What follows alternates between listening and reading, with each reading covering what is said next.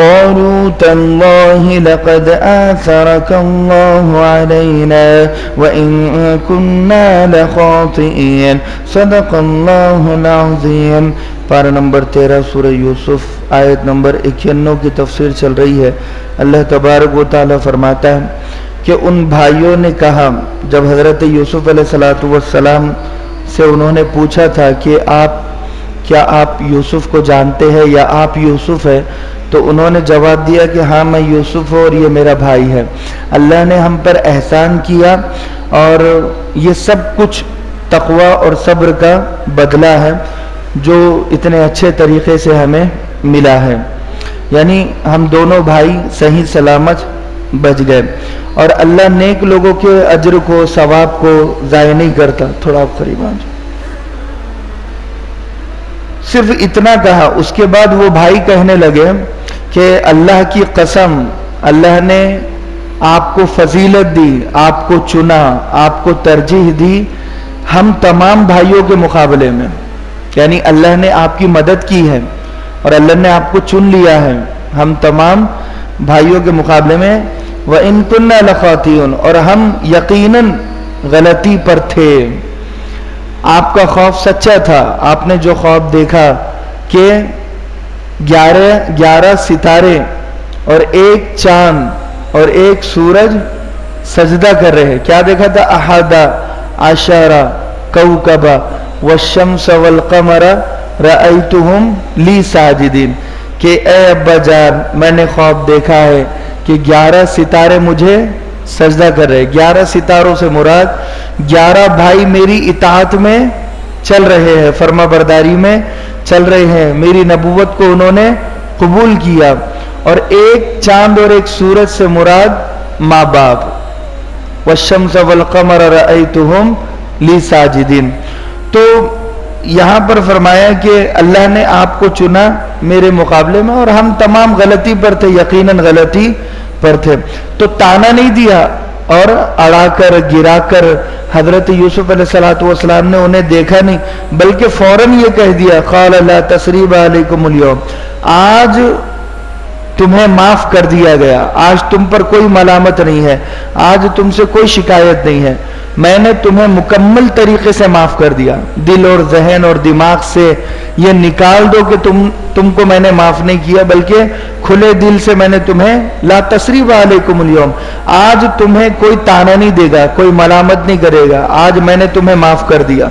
कितनी बड़ी बात है कि उन भाइयों की वजह से आपका बचपना माँ बाप से दूर हो गया। यानी बाप से दूर रहकर आपने अपनी जिंदगी गुजारी है। कुएं में आपको कपड़े, आपका शर्ट उतार कर आपको कुएं में डाल दिया गया, वो भूल गए आप। और भाइयों की वजह से आपको बेचा गया, वो भी भूल गए आप। और बेचने की वजह से महल में गए आप, महल में जाने की वजह से नौकरों की जिंदगी गुजारी, भूल गए। और फिर वहां पर इल्जाम लगा और फिर जेल में जाना पड़ा, वो भी भूल गए। जुलेखा का इल्जाम लगाना, पूरे मिस्र में आपकी बदनामी हो गई, पूरे मिस्र में। फिर जेल का अरसा, 40 साल जेल का अरसा गुजरा है, वो भी भूल गए आप। उसके बाद जेल से बाहर आए, फिर बादशाह बने हैं और बादशाह बनने के बाद अब राहत और सुकून के दिन गुजरे ही है कि फिर उन भाइयों का चेहरा और सूरत आपके सामने आ गई, तो फिर भी भूल गए आप। कितनी बड़ी बात है, कितना बड़ा ज़र्फ है कि अगर भाईचारा बरकरार रखना है तो हमें एक दूसरे को माफ करना होगा। ये छोटा भाई बड़े भाइयों को माफ कर रहा है। आज के जमाने के जो छोटे भाई हैं वो एक अलग दुनिया के हैं, वो बड़े भाइयों की कोई गलती माफ करते नहीं है। और बड़े भाइयों से अगर गलती यानी छोटे से हो जाए तो बड़ों से माफी मांगते भी नहीं है। यानी हमने हमारे छोटों को माफी मांगना सिखाया ही नहीं है और हमारे छोटों ने माफी मांगना सीखा ही नहीं है। आज ये देखने में आता है कि छोटों की बदतमीजी बढ़ चुकी है। जो छोटा भाई है वो अपने आप को बड़ा समझता है और बड़ा नहीं बल्कि अपने आप को बाप समझता है घर का, और इस तरीके से वो हुक्म चलाता है। और बड़े भाई खामोशी से उसकी बातें मान रहे हैं, बल्कि वो घर का बाप बन गया और माँ का भी माँ बन गया। सब कुछ बन गया, सबसे छोटा होकर सबसे बड़ा बन गया। ये बदतमीजी बदअखलाकी की बात है। छोटों की खूबसूरती छोटा रहने में है, बच्चों की खूबसूरती बच्चा रहने में है, छोटे भाई की खूबसूरती छोटा ही रहने में है, बड़े भाई की खूबसूरती बड़ा रहने में ही है कि वो अपना बड़ापन दिखाए। ये बड़ा नहीं कि अपना ईगो बताए, अपने गुस्से से घर को चलाए, नहीं नहीं नहीं। बड़े भाई का बड़ापन ये है कि वो छोटों की गलतियां माफ करे। एक नहीं 70,000 गलतियां माफ करो। अगर आपको फैमिली बनाना है, घर चलाना है, तो बीवी की भी गलती माफ करो, छोटे भाइयों की भी माफ करो, और माँ बाप से हो जाए तो बड़ों की भी माफ कर दो। अगर आपको घर टूटने देना नहीं है, छोटी छोटी बातों पर घर टूट जाते हैं। सास ने कुछ बोल दिया, बहू को बुरा लग गया, अब बस अपने शौहर को गुलाम बना दिया, और शौहर भी बीवी की मोहब्बत में माँ बाप को छोड़कर चला गया, या माँ बाप की मोहब्बत में बीवी को पीटना शुरू कर दिया। हर एक की मोहब्बत अलग अलग है। माँ बाप के सामने आप अच्छे बेटे बन जाओ, और बीवी के सामने अच्छे शौहर बन जाओ। और अच्छा बनने के लिए अच्छी जुबान का होना जरूरी है, अच्छे किरदार का होना जरूरी है। तो ऐसे तरीके से बात करो बीवी से कि बीवी को लगे कि सबसे ज्यादा मेरे शौहर मुझे चाहते हैं। अपनी माँ को भी नहीं चाहते, बाप को भी नहीं चाहते, किसी को नहीं चाहते, मेरे शौहर मुझे चाहता है। और जब आप माँ के पास जाओ तो माँ को ऐसा लगे कि मेरा सबसे अच्छा बेटा ये है। इतनी नरमी और इतनी मिठास आपकी जुबान में हो, और इतनी खिदमत गुजारी आपकी तरफ से हो कि माँ के 10 बेटे हैं, लेकिन वो 10 बेटों में आपको ही याद रखे, वो बेटा तो मेरा वो है, तो घर चलेगा, वरना नहीं चलेगा। और भाइयों में भी ऐसा भाई आप बनो, आपके अगर बड़े भाई है तो बड़ों की ऐसी इज्जत करो कि बड़े भाई को लगे यार मेरा छोटा तो ये है। और अगर आप बड़े हैं, आपसे छोटे कोई भाई है, तो आप ऐसा बड़ा बनो कि वो छोटों को हमेशा लगे कि एक हमारा दोस्त हमारे ऊपर है, जो हमें सपोर्ट करता है, जो हमें अच्छी अच्छी बातें सिखाता है। अच्छी रहबरी आप करें अपने छोटे भाइयों की। अगर बड़ा ही सिगरेट पिएगा, बड़ा ही शराब पिएगा, बड़ा ही झूठ बोलेगा, तो छोटे भी वही करेंगे। और अगर जाहिर सी बात है कि बाप झूठ बोलेगा तो बेटा भी झूठ बोलेगा, माँ झूठ बोलेगी तो बेटी भी झूठ बोलेगी, माँ बेपर्दा होगी तो बेटी भी बेपर्दा होगी, माँ अगर खयानत करने वाली होगी तो बेटी भी खयानत करने वाली होगी। आज मेरे लिए, आपके लिए, अपने घर में सबसे बड़े हीरोज हमारे माँ बाप है।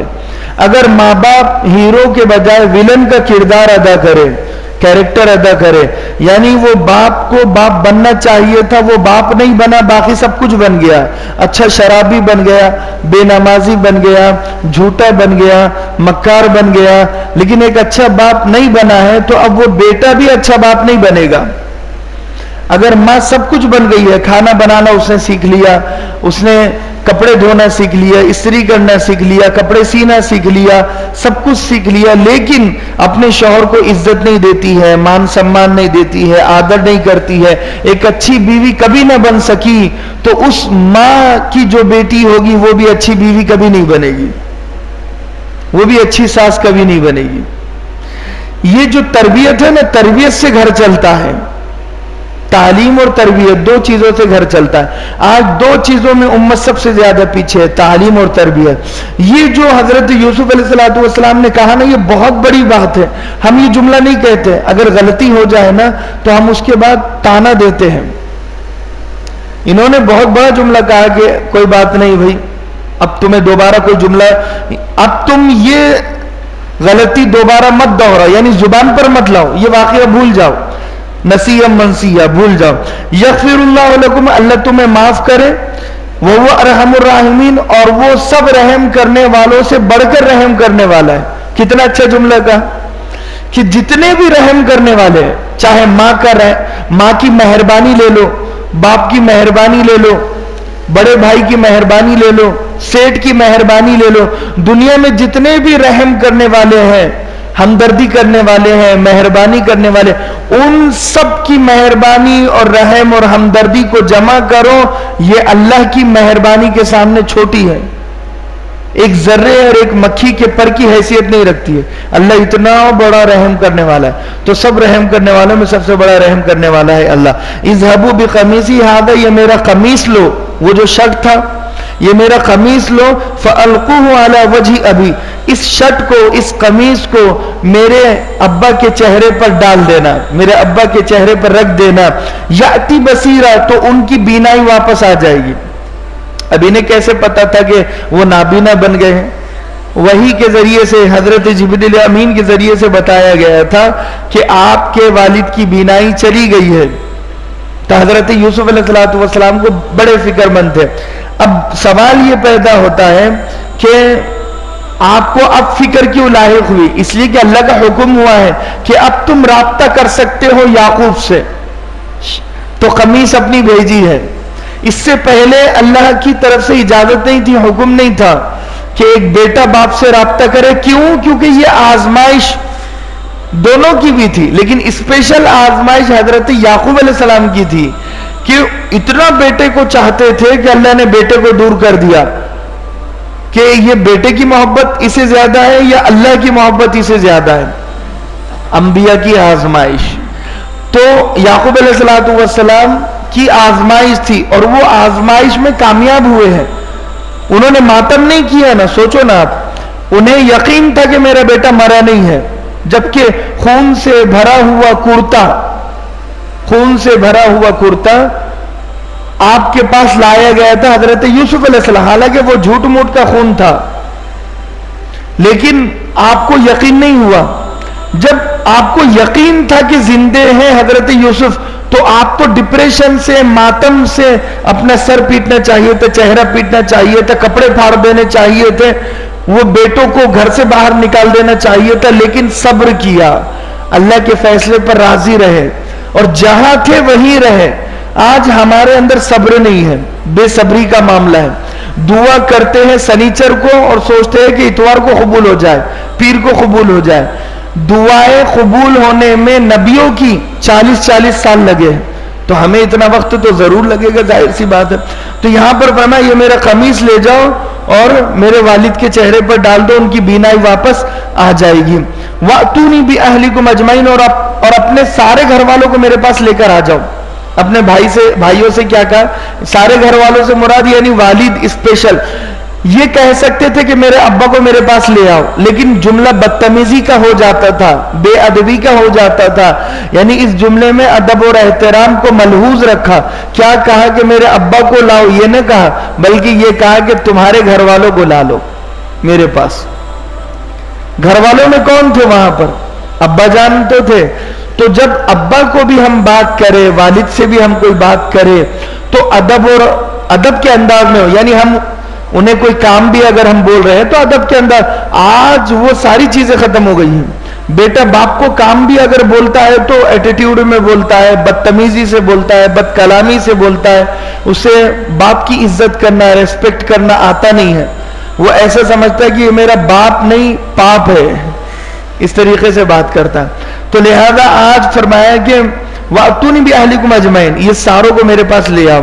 वलम्मा फज़लतिल ईर, अब जब ये भाइयों का काफिला हजरत यूसुफ के पास से बाप के पास जाने लगा, यानी मिस्र से मुल्क शाम की तरफ, सीरिया की तरफ, कनान की तरफ जब जाने लगा ये कमीज को लेकर, क़ाला अबूहुम इन्नी लअजिदु रिहा यूसुफ, तो वहां पर हजरत याकूब कहने लगे कि अब तो मुझे यूसुफ की खुशबू आ रही है।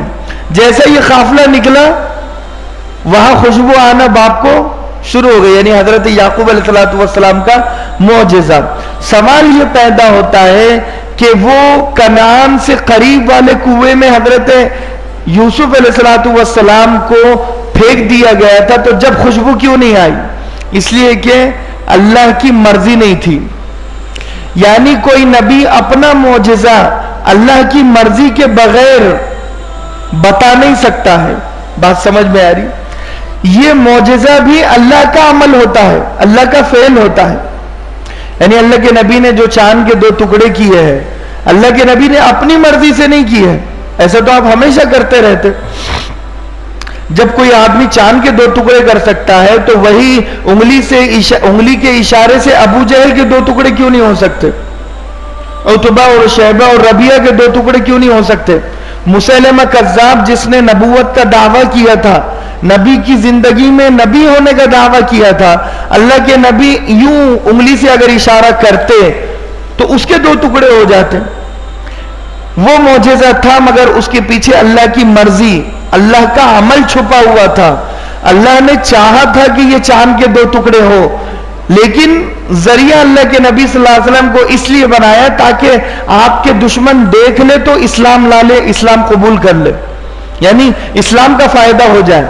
चांद के 2 टुकड़े तो होने ही वाले थे, तो लिहाजा यहां पर भी हजरत याकूब को खुशबू आने ही वाली थी, लेकिन एक आजमाइश के बाद तो हजरत यूसुफ अलैहिस्सलाम के कमीज को जरिया बनाया और वो कमीज की खुशबू हजरत याकूब अलैहिस्सलाम तक पहुंचाई। ये कौन सा कमीज है? ये वही कमीज है कि जब हजरत इब्राहिम को आग में डाला गया तो बेलिबास करके बिल्कुल कपड़े उतार दिए गए थे हजरत इब्राहिम अलैहिस्सलाम के आग में डालने से पहले, और एक कपड़े में लपेट कर गुलेल की शक्ल में आपको फेंका गया। जब आप आग में गए हैं तो वहां पर जन्नत से रेशमी कमीज, रेशमी कपड़ा लेकर हजरत जिब्रील अमीन आया और वो कपड़ा आपको उस आग के अंदर पहना दिया गया। वो रेशमी कपड़ा विरासत में हजरत इब्राहिम ने अपने बेटे हजरत इसहाक को दिया था, और हजरत इसहाक ने वो कमीज विरासत में उसकी हिफाजत की, और वही कमीज हजरत इसहाक ने विरासत में यानी जायदाद में हजरत याकूब को दी विरासत के तौर पर, और हजरत याकूब ने वही कमीज बतौर मोहब्बत के अपने लाडले बेटे हजरत यूसुफ अलैहिस्सलाम को दिया था, और वही कमीज हजरत यूसुफ अलैहिस्सलाम उस वक्त पहने हुए थे, और वही कमीज हजरत यूसुफ अलैहिस्सलाम तक पहुंचाया गया, और वही कमीज हजरत यूसुफ के जरिए से हजरत याकूब अलैहिस्सलाम तक इन भाइयों के हाथों पहुंचाया गया। तो यहां पर फरमाया कि ये वो कमीज है, उससे आपकी बीनाई आ जाएगी। जब काफिला चला तो हजरत यूसुफ अलैहिस्सलाम की खुशबू हजरत याकूब को आने लगी। ये कहने लगे लौला अन तुफन्निदून, अगर तुम ये न कहो कि बुढ़ा सठिया गया है। हजरत याकूब के जुमले यानी बूढ़े थे, कि तुम ये कहोगे कि बुढ़ापे की वजह से कुछ भी बोल रहे हैं, इस डर से मैं तुम्हें नहीं बोल रहा हूं, वरना मुझे यूसुफ की खुशबू आ रही है। आप जोर जोर से कह रहे हैं कि सुन लो जो भी वहां मौजूद थे कि मुझे मेरे बेटे की खुशबू आ रही है, मुझे मेरे बेटे की खुशबू आ रही है। मैं इसलिए जोर देकर यह बात नहीं कह रहा हूं कि तुम लौला अन तुफन्निदून, तुम ये सोचो कि ये बूढ़ा हो गया है और बुढ़ापे की वजह से सठिया गया है। फन्नद युफन्नद का माना आता है अक्ल खत्म हो जाना, यानी आदमी पागल हो जाना।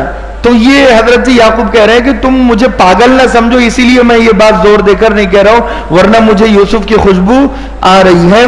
क़ालू तल्लाही इन्नका लफ़ी ज़लालिकल क़दीम, वो वहां जो लोग मौजूद थे वो लोग कहने लगे अल्लाह की कसम यकीनन आप पुराने सदमे से अभी बाहर ही नहीं आए, यानी आपको यूसुफ की इतनी याद आ रही है कि यूसुफ की खुशबू भी आ रही है आपको। होता है ना, कभी आदमी किसी को इतना याद करता है तो जरा आहट पड़ती है तो उसे लगता है कि मेरा बेटा आ गया, मां को लगता है, और जब मां सोती है तो ऐसा लगता है कि बेटा ख्वाब में आ गया, है ना। जब कोई मां का बेटा दुनिया से चला जाता है ना तो वो मां का दिल ही जानता है कि वो मां सोती कैसे है, वो मां खाती कैसे है, वो मां जीती किस तरह से है, वो बाप जीता किस तरह से है। जब एक बाप का जवान बेटा दुनिया से चला जाए, रुखसत हो जाए, मर जाए, तो वो बाप ही जानता है कि वो किस तरह जीता है, किसके भरोसे पर जिंदा रहता है। बस अल्लाह तबारक व तआला की तसल्ली उसे जिंदा रखती है, क्योंकि खुदकुशी इस्लाम में जायज नहीं। अगर जायज होती तो हर बेटे के मरने पर बाप खुद ब खुद खुदकुशी कर लेता, मर जाता, मां भी मर जाती, क्योंकि जी नहीं सकते थे बेटे के बगैर। तो यहां पर फरमाया हजरत याकूब को कि तुम्हें अपने बेटे की इतनी याद आ रही है 40 सालों से कि तुमको अब उसकी खुशबू भी आ रही है। पहले तो याद आती थी, अब उसे उसकी खुशबू भी आ रही है। अल्लाह तबारक